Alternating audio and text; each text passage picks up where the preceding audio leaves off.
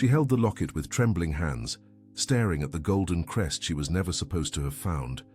Behind her, the door opened and he stood on the threshold, his face pale, his eyes fixed on the object that exposed everything.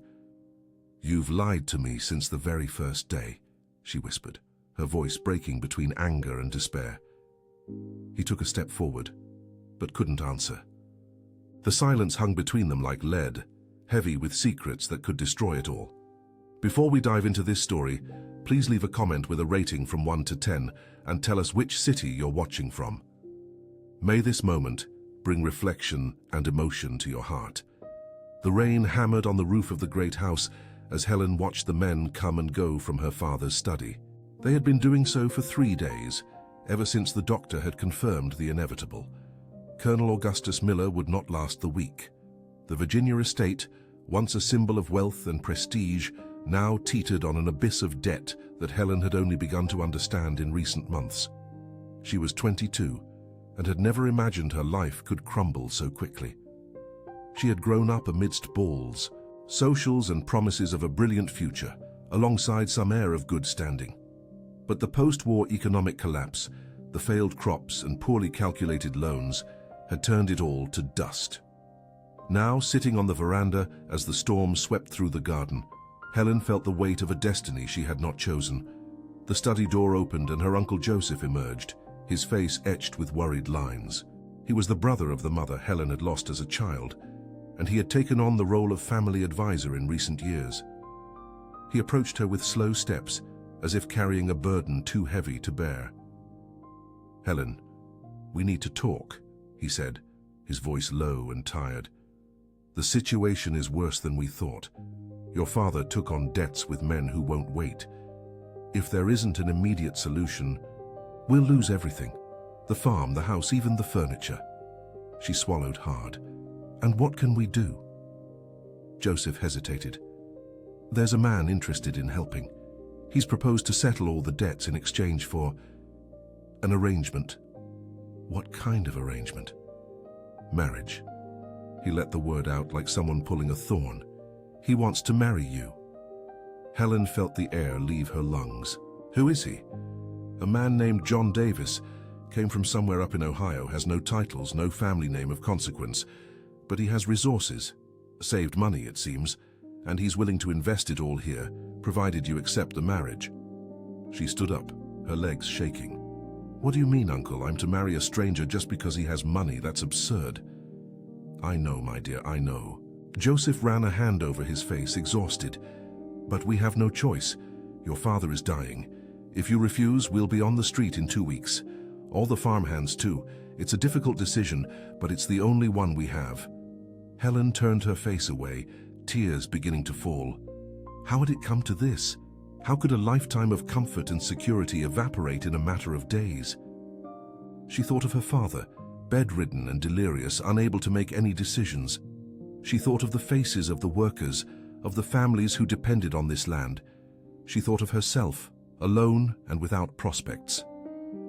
"I need to meet him first," she said finally, her voice steady despite the tears. "I won't agree to anything without at least knowing who I'm dealing with." Joseph nodded. "He'll come tomorrow. I promise that if you feel you can't trust him, we'll find another way." But they both knew there was no other way.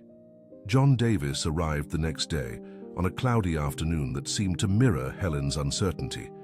He stepped down from a simple carriage wearing discreet, well-kept clothes, but without the luxury one would expect from a man of means. He was tall, broad-shouldered, with dark hair slightly mussed by the wind. He had a strange posture, as if he were used to taking up more space than he allowed himself at that moment. Helen watched him from the parlor window before going downstairs. There was something about him that intrigued her. It wasn't his looks, though he had striking features. It was the way he moved, the way his eyes scanned the property with an almost aristocratic attention. When they finally met in the main hall, he greeted her with a brief but elegant bow. "Miss Helen, it is an honor." His voice was deep, measured, without a strong accent.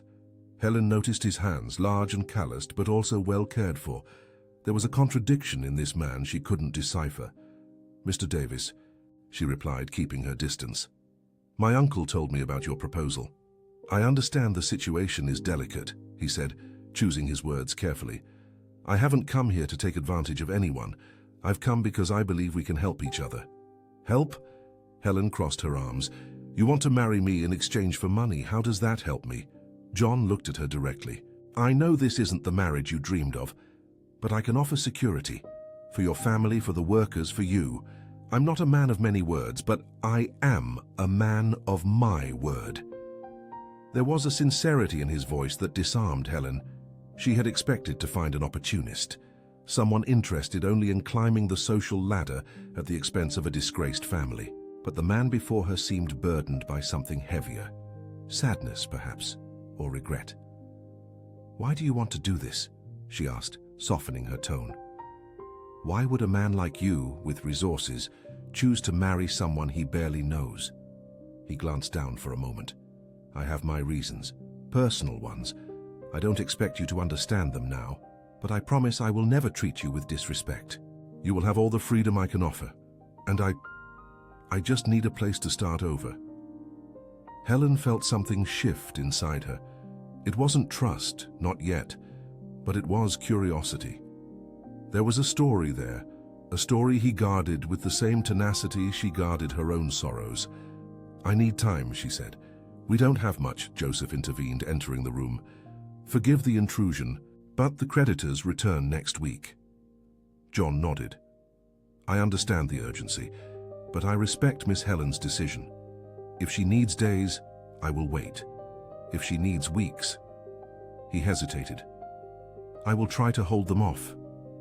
Helen looked at her uncle, then at John. She felt the weight of all the lives that depended on this choice, and taking a deep breath, she made the decision that would change everything. I accept, she said, her voice trembling but firm. But on one condition. I want honesty. No matter what happens, do not lie to me. John stared at her for a long moment, and Helen saw something break in those dark eyes. He nodded slowly. I will do my best. And so it was, on an afternoon in November of 1866, that Helen Miller sealed her fate with a man whose past was a mystery, whose present was a fragile gift, and whose future was a gamble neither of them knew if they would win. The wedding took place 3 days later, in a ceremony with no flowers, no music, no guests beyond the essential few. The local preacher arrived at noon, said the blessings hastily, and left before lunch. There was no celebration, no toast, just signatures on a yellowed paper and a heavy silence that hung over the great house like an omen. Helen wore the dress her mother had worn at her own wedding, hastily altered by a local seamstress. It was cream silk, with delicate lace at the cuffs and neckline. She looked at herself in the mirror before going down, and barely recognized the woman staring back.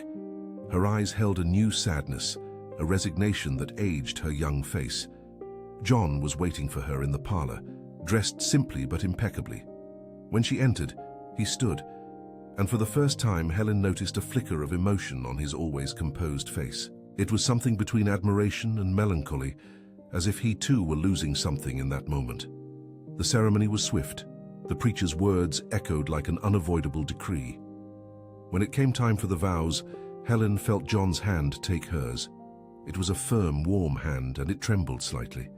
She glanced at him and saw that he was avoiding her gaze, his eyes fixed on the floor. "Do you take this man?" the preacher asked her. Helen swallowed hard. "I do." When John repeated his vow, his voice was low, almost inaudible, as if he were pronouncing a sentence, not a promise. After the ceremony, John handed Joseph an envelope with the documents that settled all the debts. Her uncle opened it, checked the contents, and sighed in relief. "It's all in order. The farm is saved." John nodded. "I'll arrange for the move in the coming weeks. I need time to organize some affairs." Helen frowned. "Move? To where?" "I have a property a few miles from here, in the Blue Ridge Mountains. It's where I intend for us to live." "And the farm? It will continue to operate. Your uncle can manage it, or we can hire someone trustworthy. But I need a more secluded place." There was something in the way he said it that bothered Helen, as if he were running from something, or someone. In the following weeks, Helen barely saw her husband. John spent his days organizing the move, speaking with workers and reviewing documents. He slept in a separate room and avoided meals together. He wasn't hostile, just distant, as if he were fulfilling a bureaucratic obligation, not living a marriage. Helen, for her part, devoted herself to caring for her father in his final days. Colonel Augustus passed away on a rainy dawn, peacefully, with his daughter holding his hand. The burial was discreet, and Helen cried all the tears she had been holding back since her life began to unravel. John appeared at the funeral, stood in the back, and did not approach. But Helen noticed he didn't take his eyes off her throughout the service. There was a compassion there, a silent understanding that surprised her. When their gazes met, he gave a slight nod, a small but significant gesture. After the burial, Joseph took Helen aside. "He's a strange man, this husband of yours, but there's goodness in him, I'm sure of it. Take care of yourself, Helen, and let him take care of you too." She nodded, though she didn't know exactly what that meant. The move took place on a day of bright sun, the kind that made the road dust shine like gold. John organized everything with military efficiency. Wagons were loaded with Helen's belongings, trunks of clothes, light furniture, books. He insisted she take everything she wanted without restriction. During the journey, they barely spoke. Helen rode in a comfortable carriage while John rode ahead on horseback. The road climbed into the mountains, winding through green valleys and hills covered in dense forests. The air grew cooler with each hour, and Helen felt a mixture of fear and anticipation. As dusk fell, they arrived at the property. It was an old mansion of stone and wood, with 2 stories and a wide veranda overlooking a spectacular valley. The building had an air of neglect, but was well preserved. Wild gardens surrounded the house, and in the distance, Helen saw a small, ruined chapel. "Is this it?" she asked, stepping down from the carriage. "It is," John replied, looking at the house with an unreadable expression. "It belonged to a friend. He left it to me when he departed. Now it's ours." Helen climbed the front steps, feeling the weight of the place. There was something there, an almost tangible presence, as if the house held stories that could not be told. Inside, the rooms were large and dimly lit. Furniture covered in white sheets occupied the main parlor. John lit oil lamps and showed her the quarters. Helen's room was on the 2nd floor, with a large window overlooking the mountains. It was spacious, with a 4-poster bed and an antique writing desk. "I hope it's comfortable," John said, standing at the door. "It's beautiful," Helen admitted, "but it seems sad, as if no one has ever been happy here." John looked away. "Perhaps not, but we can change that." He left before she could reply, leaving her alone in the room that was now hers. Helen sat on the bed and looked out the window. The sun was setting behind the mountains, painting the sky in shades of orange and purple. It was beautiful, but also lonely, just like everything in this new life. Later, during a dinner served at a table far too long for 2 people, Helen tried to start a conversation. "You said this house belonged to a friend. Did he live here alone?" John slowly cut his bread.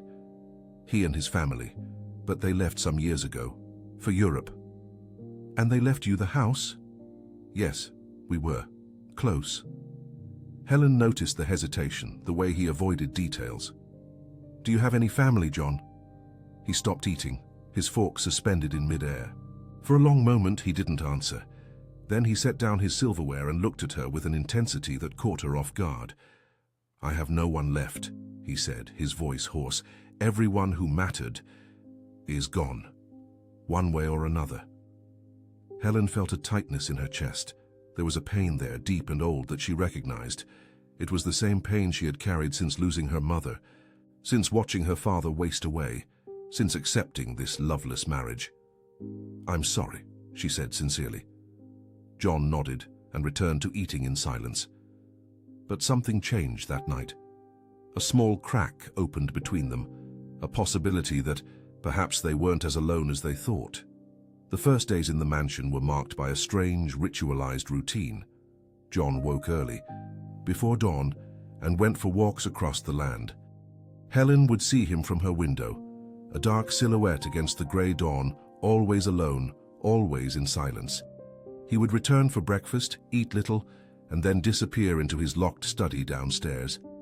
Helen, meanwhile, explored the house. She discovered forgotten rooms, a dusty library with books in French and English, a music room with a covered piano.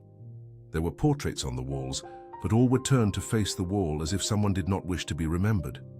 She considered turning them around, but something stopped her. She felt she was trespassing on forbidden territory. The only other person in the house was Mrs. Amelia, an elderly woman who cooked and kept the house clean. She was a woman of few words who treated John with an almost exaggerated deference. Helen tried to talk to her a few times, but the answers were always short and evasive. "Mrs. Amelia, has Mr. John always lived here?" Helen asked one morning over coffee. "No, ma'am. He came a few years back," the woman replied without looking up. "And before? Where did he come from?" Mrs. Amelia hesitated. "You'll have to ask him that, ma'am." Helen gave up trying, but curiosity gnawed at her. One December afternoon, with the heat pressing down, Helen decided to explore the gardens. They were vast, overgrown with weeds and wildflowers. At the far end, near the ruined chapel, she found a small private cemetery, 2 marble headstones covered in moss. She drew closer and wiped the inscriptions with the sleeve of her dress. The first read, "Marie Laurent Davis, 1820-1858, beloved wife and mother." The second, "Antoine Laurent Davis, 1840-1858, cherished son." Helen felt a chill. Laurent Davis, not a common American name, and the dates. Mother and son dead in the same year. She looked around, as if expecting to find answers in the surrounding trees. "You shouldn't be here." Helen turned, startled. John stood behind her, his face tense, his fists clenched. It was the first time she had seen him angry. I was just walking," she stammered. "This place is private. I asked that no one come here." "You asked nothing of me, John. You barely speak to me." Helen felt her own anger rise. "I live here too. I have a right to know my own home." John took a deep breath, trying to control himself. "You're right, I apologize. But please, don't come back here." "Who were they?" Helen insisted, pointing to the headstones. "Marie and Antoine? Were they your friend's family?" John looked at the graves with an expression of such intense pain that Helen almost regretted asking. "They were. He lost them in a yellow fever outbreak. It was devastating." "And that's why he left?" "Yes. He couldn't bear to live here anymore." Helen nodded slowly. It made sense. But something in the way John spoke, the way he avoided looking at her, suggested there was more. There was always more. "I'm sorry for his loss," she said softly. "And thank you for telling me." John nodded and left without another word. Helen remained for a few more minutes, looking at those 2 lives that ended too soon. And she wondered how many other stories this house was hiding. That night, Helen couldn't sleep. She got up around midnight and went downstairs for a glass of water. The house was dark, lit only by the moonlight streaming through the windows. As she passed the music room, she heard a sound that made her stop in the hallway. It was music. Someone was playing the piano. Helen approached slowly and peeked through the crack of the slightly ajar door. John was sitting at the piano, his fingers gliding over the keys with a skill that left her breathless. He was playing a Chopin nocturne, each note emerging with a delicacy and emotion that didn't match the serious, withdrawn man she knew. She watched in silence, holding her breath. The music was sad, melancholic, but also beautiful. And John. John was different. His shoulders were relaxed, his face serene, as if this were the only moment he could truly be himself. When the music ended, he sat still, his hands still on the keys. Then, without turning, he said, "I know you're there, Helen." She started. "I'm sorry, I didn't mean to spy." "It's all right, you can come in." Helen pushed the door open and entered the room. "I didn't know you played. It's impressive." John turned on the bench to face her. "I learned as a child. It's been years since I've practiced." "It doesn't seem like it. You play like a professional." He gave a sad smile. "My mother insisted. She said every gentleman ought to know the arts." Helen sat in a nearby armchair. "Your mother was right. But where did you learn?" You must have studied with masters. John looked away. I did, but that was a long time ago. You always do that, you know, Helen said, her frustration returning. You always deflect, always hide. I'm your wife, John. I won't judge you for who you were, but I need to know who you are. He was silent for a long moment. Then he stood and walked to the window, looking out at the darkness. I'm not who you think I am, he said finally, and I'm not who I was supposed to be. I'm someone trying to forget the past and start over. But the past, it doesn't let go so easily. Helen stood and went to him. Then tell me, let me help you carry it. John looked into her eyes, and for the first time, Helen saw something beyond the distance. She saw fear. Fear that if he told her the truth, she would reject him. Or worse, that she would understand and realize he didn't deserve to be understood. One day, he promised, when I can find the right words. For now, I only ask for your patience. Helen nodded, though she wanted to scream in frustration, but there was a vulnerability in him at that moment that disarmed her. So she decided to change her approach. Will you teach me to play? She asked suddenly. John blinked, surprised. What? The piano. Teach me. That way you won't have to play alone. He hesitated, then nodded slowly. All right. Tomorrow, if you like. Helen smiled. I would. And so it was, on a night of insomnia and music, that the first brick in the wall between them began to fall. The piano lessons became part of their routine. Every afternoon after lunch, John and Helen would sit together in the music room. He was a patient teacher, explaining the notes with clarity, guiding her hands over the keys. Helen had no natural talent, but she had determination, and more importantly, she had the opportunity to be close to him without the weight of silence.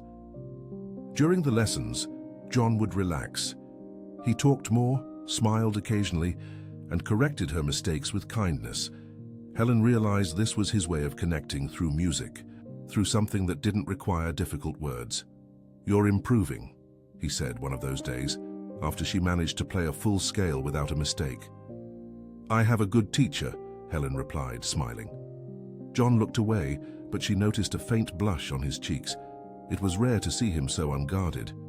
When I was a boy, he began unexpectedly, I spent hours at this instrument.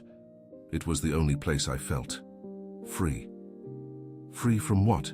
Helen asked softly. From expectations, from obligations, from being who they expected me to be. Helen stopped playing and looked at him. And who did they expect you to be? John pressed his lips together. He had said too much. Someone I didn't want to be. Helen didn't press, but she stored those words away. Each small revelation was a piece of the puzzle she was trying to assemble.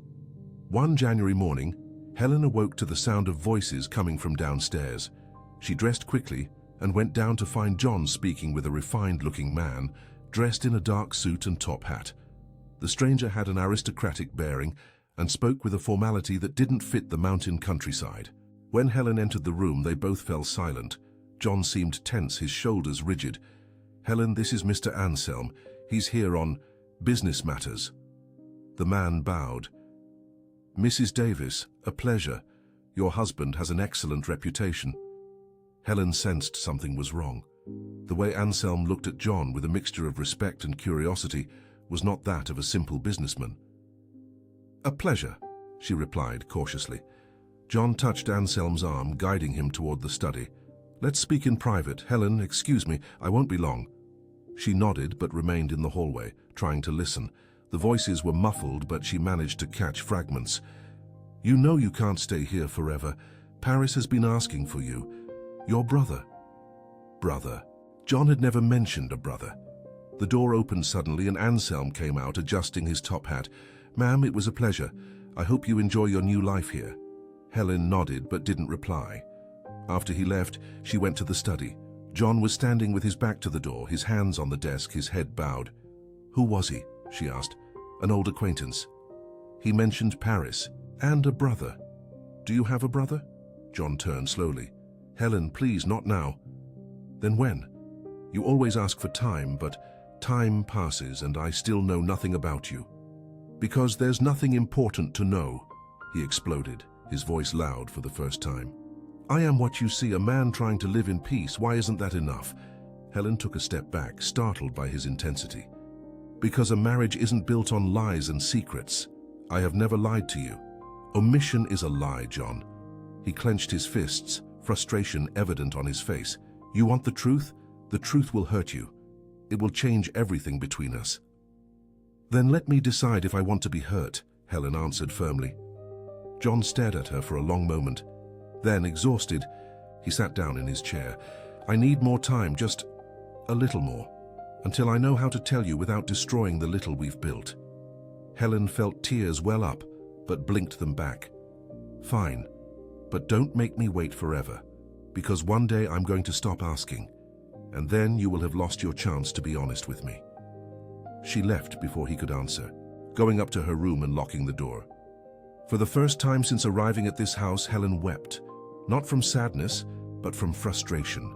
She was tired of living with a ghost, tired of guessing, tired of feeling she was married to a stranger who would never be anything else. That night, John did not come down for dinner.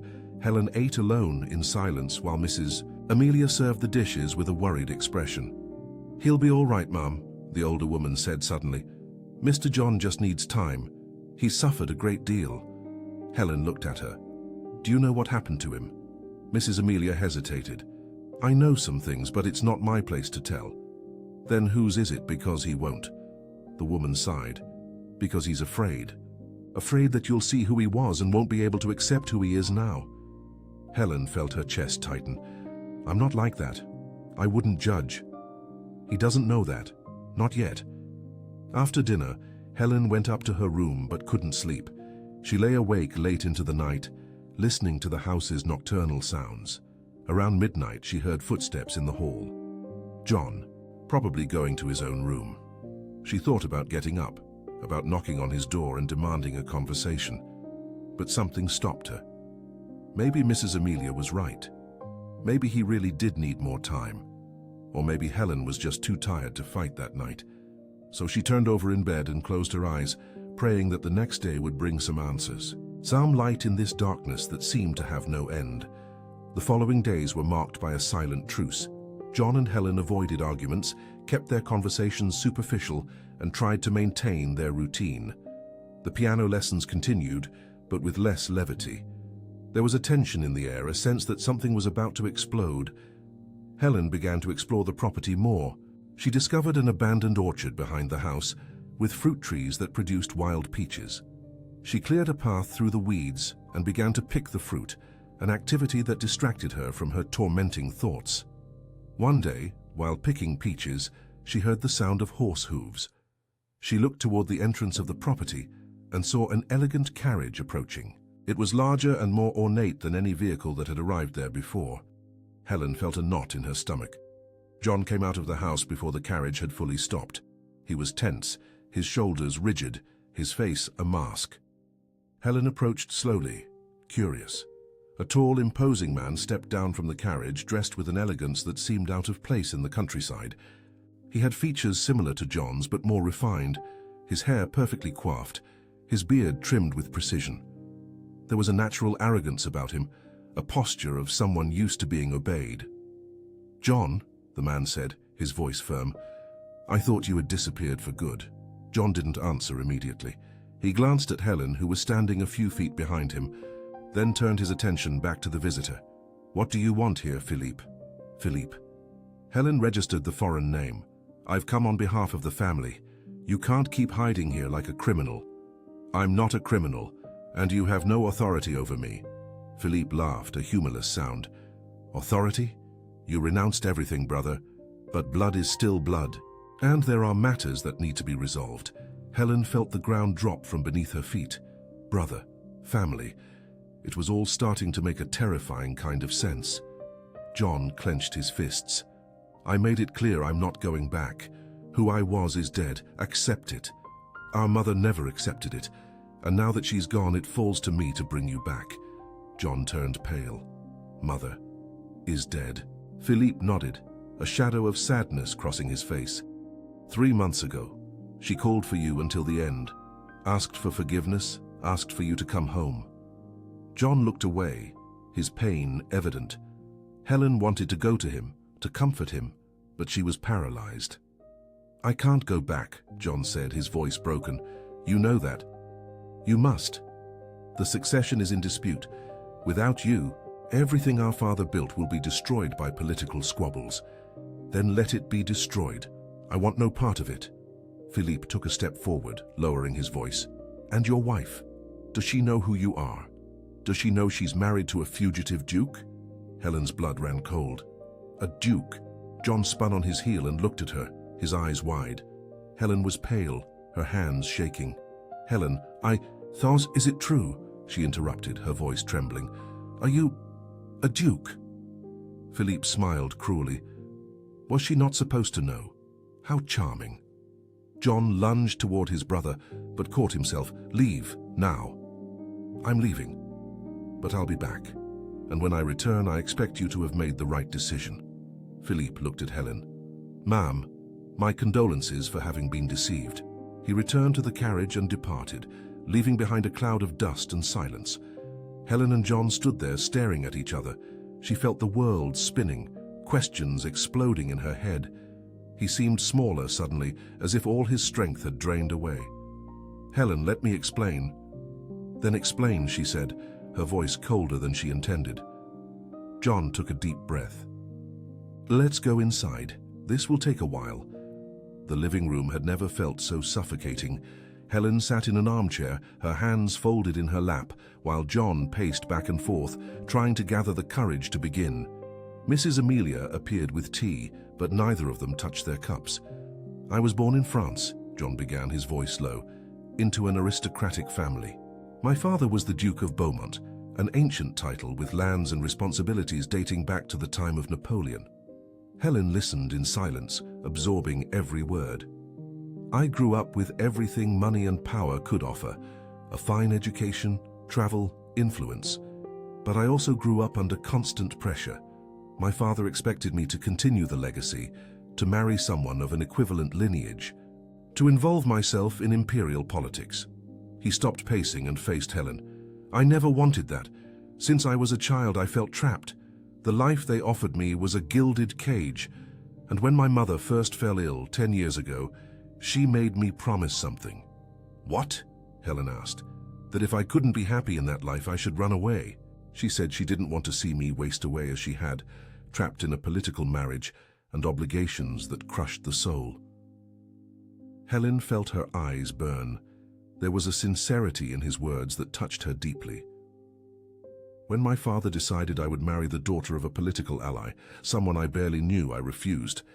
And he did not accept refusals. He prepared everything without my consent. The ceremony was already set." "What did you do?" John gave a bitter smile. "I ran. The night before the wedding, I took what I could carry and disappeared. My mother helped me. She provided money, false documents, and she made me promise I would never return." "Why would she do that?" "Because she understood. She herself had been forced to marry my father, and she was never happy. She didn't want the same life for me." Helen felt the tears fall, not of anger, but of compassion. "And you came to America?" "Yes. I used contacts from family, friends, people who understood my situation. I bought this property, adopted the name John Davis, and tried to start over. But the past won't leave me alone. There's always someone looking for me, trying to bring me back. That's why you hide, why you don't want to talk about who you were. Exactly, because if people know, they'll judge me. They'll see me as a coward who abandoned his responsibilities. Or worse, they'll try to use me." Helen wiped her tears, processing everything. "And me? Why did you marry me? Was it just for convenience, to maintain your facade?" John knelt in front of her, taking her hands in his. "At first, yes, I needed a wife to appear as an ordinary, settled man.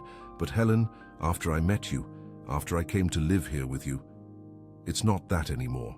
You've become important, more than I ever expected." She looked into his eyes, seeing a truth that disarmed her. "You've lied to me since the very first day. I know, and I'm sorry, but I was afraid to tell you and have you reject me, or worse, to involve you in something dangerous." "Dangerous how?" If my brother or my father decide to force me back, they could use you against me. They could threaten, manipulate. I don't want you to suffer because of me." Helen pulled her hands away. "You don't have the right to make that decision for me. I deserve to know the truth and choose whether I want to take those risks. You're right, and I'm sorry for not trusting you sooner." She was silent for a long moment. Then she stood and went to the window, looking out at the valley below. "I don't know if I can forgive this right now. I need time to process it." John nodded, rising. "I understand, and I'll give you all the time you need." He left the room, leaving Helen alone with her thoughts. And in that silence, she wondered if this marriage had any chance of surviving the storm that had just broken over them. In the days that followed, Helen and John barely spoke. He respected her space, keeping his distance, but Helen noticed him watching her sometimes with an expression of regret and concern. Mrs. Amelia tried to mediate. "Ma'am, he's a good man. He made a mistake, but he did it trying to protect you." "He treated me like a child incapable of deciding for herself," Helen answered bitterly. "Perhaps, but he's also suffered a great deal, and his love for you is real, even if he doesn't know how to express it yet." Helen frowned. "Love? He's never said anything like that." "Because he's afraid. Afraid you won't return his feelings. Afraid of giving his heart again only to be rejected." Helen sighed. Mrs. Amelia was right. John was a wounded man who had built towering walls around his heart, and she was beginning to understand that tearing down those walls required patience, not confrontation. But still the hurt was there, and Helen didn't know how to overcome it. It was during a stormy afternoon that Helen made a decision.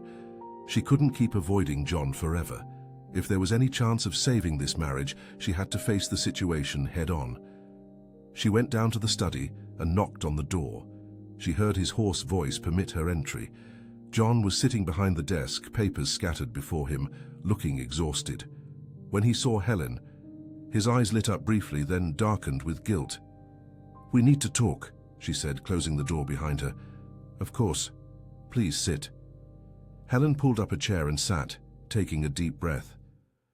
"I've thought a lot these past few days, about everything you told me, and about us." John swallowed, waiting. "I understand why you hid the truth. I don't agree with it, but I understand.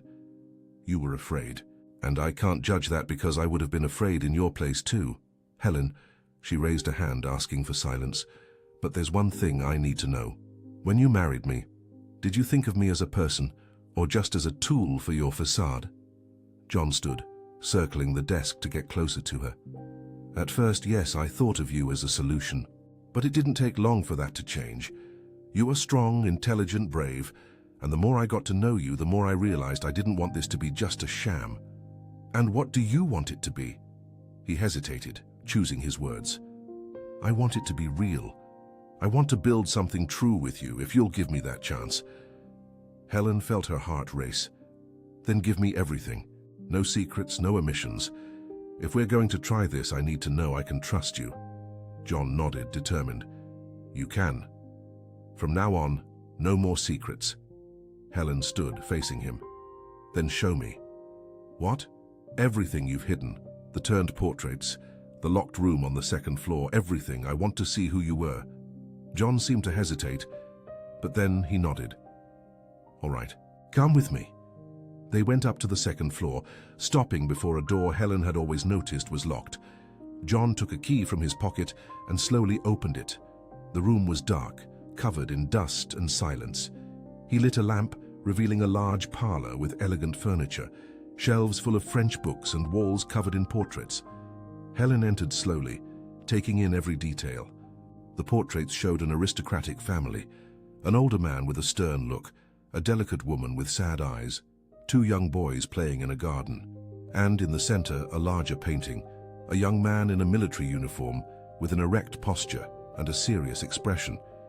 It was John, but a different version of him, younger, more confident, more aristocratic.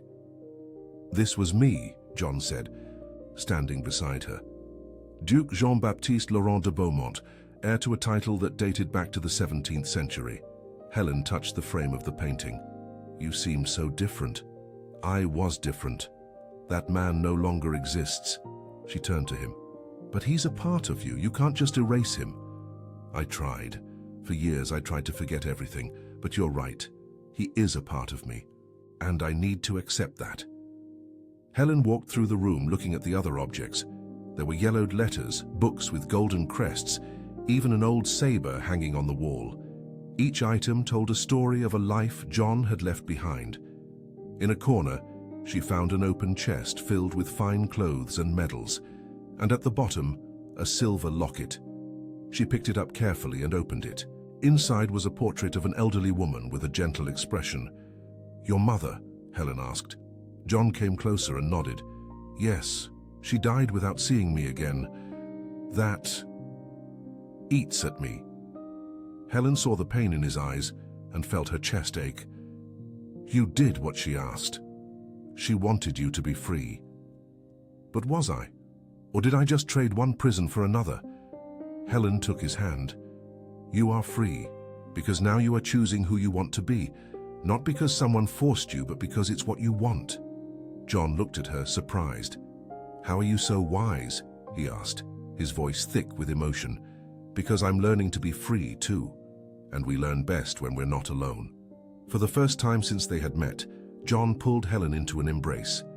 She let herself be held, feeling his warmth, the strength in the arms that held her so carefully.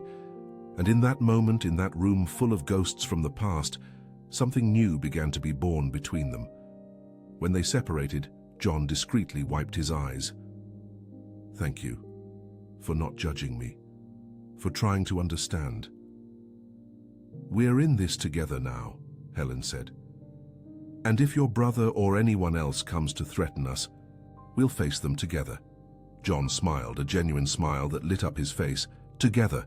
In the following weeks, the dynamic between them changed completely. John began to talk more about his past, sharing stories of his childhood, his travels through Europe, his fights with his father. Helen listened attentively, asking questions, laughing at the funny anecdotes, and comforting him when the memories were painful. They began to spend more time together. They had breakfast while discussing plans for the property. John taught Helen to ride a horse, and together they explored the mountain trails. At night, they played piano, four hands, creating improvised melodies that sounded out of tune but sincere. Mrs. Amelia watched it all with a satisfied smile. "They're finally getting to know each other for real," she commented to Helen. And it was true. For the first time, their marriage felt like a marriage. Not just an arrangement, but a partnership. But the peace would not last, because John's past was not willing to let him go so easily. The letter arrived one morning in March, brought by a messenger who left before anyone could ask questions. John opened it at the breakfast table, and Helen saw his face turn pale as he read. "What is it?" she asked, worried. John placed the letter on the table, his hands shaking. "It's from the French government. They're demanding I return to resolve matters of succession. There's a legal dispute over the family properties. And if you don't go, they can decree that I've abandoned the assets. And everything will go to my brother or the state. My mother left a will, but it's only valid if I appear in person." Helen took the letter and read it. It was formal, full of legal terms, but the message was clear. John had 3 months to present himself in Paris or lose everything. "Then go," she said. John looked at her, surprised. "What do you mean?" "Go to Paris. Settle this. You can't let your mother's memory be disrespected like this." "But what about you and here?" "I'm going with you." John blinked. "Helen, it's dangerous. France isn't like it is here. There are political intrigues, people who will try to manipulate me. I don't want to expose you to that." Helen crossed her arms. "We promised to face everything together, remember?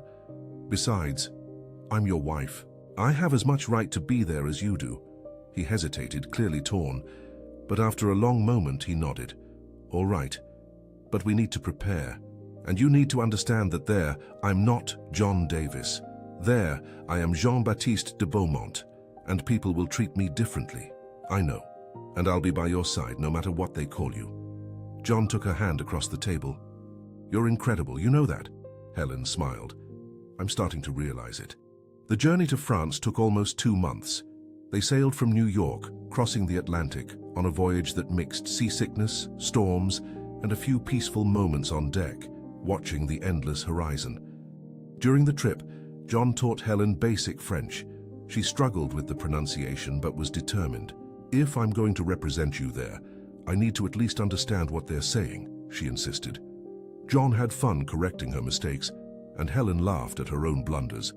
It was a lightness neither of them expected to find in such a tense situation. When they finally arrived in Paris, Helen was awestruck. The city was stunning, with its wide boulevards, elegant buildings, and a bustle she had never seen. But it was also intimidating. People looked at her strangely, clearly noticing she was a foreigner. John guided her through the streets with a familiarity that showed how much this place was still a part of him. They stopped at a discreet hotel far from the aristocratic neighborhoods and settled in. "Tomorrow we'll see the lawyer," John said as they unpacked. "He'll explain the details of the will." "And your brother? Does he know you're here?" "Probably. News travels fast among the aristocracy." Helen felt a knot in her stomach. She knew Philippe would not welcome them. The lawyer's office was on an elegant street near the Seine. Monsieur Dubois was an elderly man with thin glasses and formal manners. He greeted John with respect, though there was censure in his eyes. "Duke of Beaumont, I thought I would never see you again," he said in French.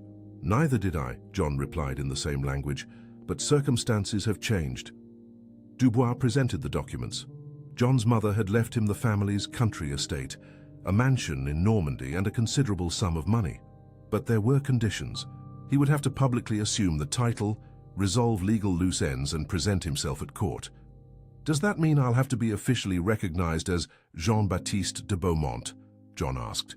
"Yes, there is no way around it. Your disappearance caused legal problems that can only be resolved by your presence." John looked at Helen, who was holding his hand tightly. "How long?" "A few months, perhaps half a year. It depends on the bureaucracy." Half a year. Helen felt the weight of it. Half a year living as aristocrats, exposed to a world John had tried to leave behind. "All right," John said finally. "We'll do it." In the following days, John and Helen prepared to face Parisian society. He bought her suitable clothes, elegant dresses that made Helen feel out of place. "I look like a doll," she complained, looking at herself in the mirror. "You look beautiful," John said, adjusting a pearl necklace he had bought for her. "And remember, you don't have to impress anyone. Just be yourself." But being herself in a world that saw her as inferior for being an American of humble origins was not easy. At the first social events, Helen felt the judgmental stares, heard the malicious whispers. "They say she's the daughter of a bankrupt farmer," one woman commented loud enough for Helen to hear. John, at her side, squeezed her hand. "Ignore them. These people aren't worth your time." But the humiliation hurt, and Helen began to understand why John had fled this world. It was suffocating, full of appearances and hypocrisy. It was during a dinner at the home of an old friend of John's that things worsened. Philippe appeared, accompanied by a stunning woman introduced as Countess Marguerite, the fiancée John was supposed to have married years ago. "Jean-Baptiste," Philippe said, his voice laced with sarcasm. "What a surprise to see you here. I thought you were dead." "Not yet," John replied, tense. Marguerite looked Helen up and down. "So this is your wife?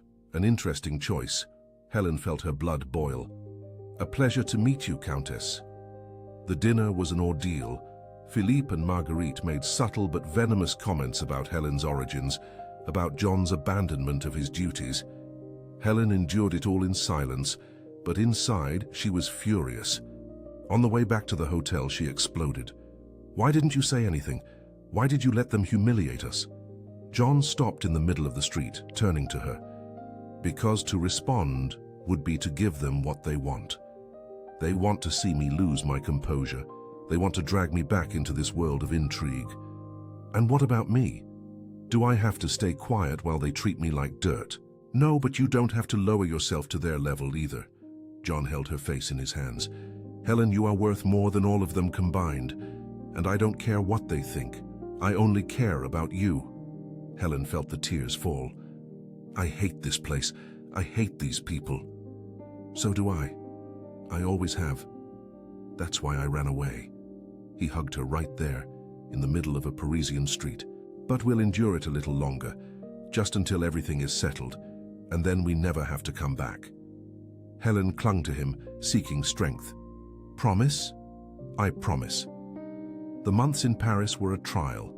John and Helen faced court hearings, meetings with lawyers, and obligatory social events. Philippe continued to create obstacles, contesting the will, claiming John had no right to the assets for having abandoned his title. But something changed. Helen, who at first felt intimidated, began to find her voice. She learned French fluently, studied succession laws, and even participated in meetings with the lawyers. She impressed Dubois with intelligent questions and solid arguments. "Your wife is remarkable, Duke," the lawyer commented once. "She understands more of French law than many nobles I know." John smiled with pride. "I know." Helen also won some unexpected allies. She met the Countess de Valois, an elderly woman who had been a friend of John's mother. She took Helen under her wing, taught her about etiquette and politics, and publicly defended her marriage to John. "That Marguerite is a viper," the Countess said over tea. "She only wanted the title. She never loved your husband. You, my dear, love him, and that is worth more than any lineage." Helen was moved. "Thank you, Countess. That means a great deal. Call me Anne, and remember, you are not alone here." With the support of Anne and other members of the aristocracy, who respected the memory of John's mother, the tide began to turn. Philippe realized he was losing ground and intensified his attacks. The final confrontation took place in a public hearing before a high court judge. Philippe presented witnesses who claimed that John had faked his own death and therefore legally renounced his title. "If my brother was alive all these years, why did he not come forward?" Philippe argued.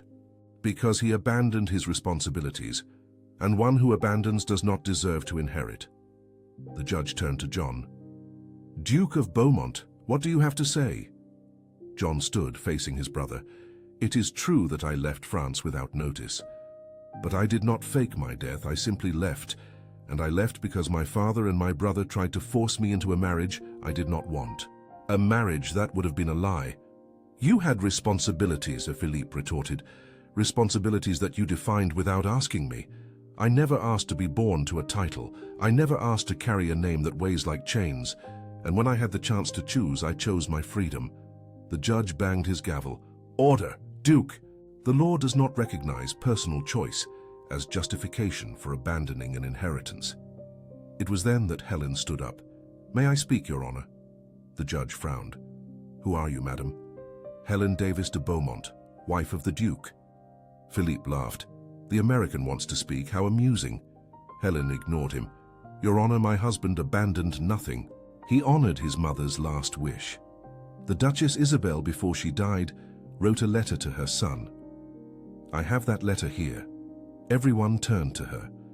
John's eyes widened in surprise. Helen hadn't mentioned any letter. She approached and handed a yellowed envelope to the judge. This letter was among the belongings that the Countess de Valois kept. In it, Duchess Isabel explicitly releases her son from his obligations and blesses his decision to seek a life of his own. The judge opened the letter and read it in silence. His expression changed. "This changes everything." Philippe tried to protest.